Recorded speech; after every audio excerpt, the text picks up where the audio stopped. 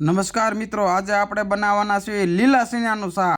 સ્વાદિષ્ટ એવું કે પાડોશી પણ થાળીને વાટકો લઈને આવી જાય. તો ચલો. પછી તો વકીલ સાહેબની વાડીમાં રાતે ધાડ પાડી. એમ કૂતરા પોતળો વેખાય એમ સીણાને વેખવાનું શરૂ કરી દીધો. રાતે 10 વાગે બાગાજી કી સીણા લેવાની કરી દીધી. એક ટ્રેક્ટરની લારી ભરાઈ એટલા સીણા ઉપાડી લીધા. જાણે આખો ગામ ધોહાડો બંધ રાખવાનો.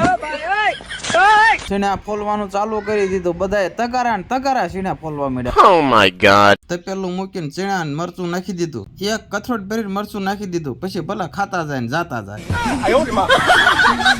નાખ્યું મીઠું અને નાખ્યા શીંગના દાણા. Oh wow. બધા ફરતે ઊભા રહી ગયા. બોલ્યા કે જલ્દી બનાય. મહેશભાઈ કે વાર લાગશે, શાકમાં પાણી વધી ગયું.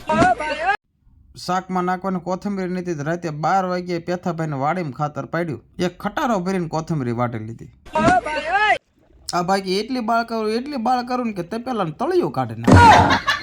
કોથમરી કાપીને ભાઈએ બનાવી નાખ્યું રંગી સલાડ.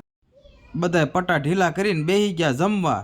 લીલા સીણાના શાકની બોલાઈ દીધી બાગાજી કી. કેવો લાગ્યો વિડીયો? લાઈક અને કોમેન્ટ કરી દેજો. ત્યાં સુધી જોવો બીજા વિડીયોની રાહ. Bye bye, Tata.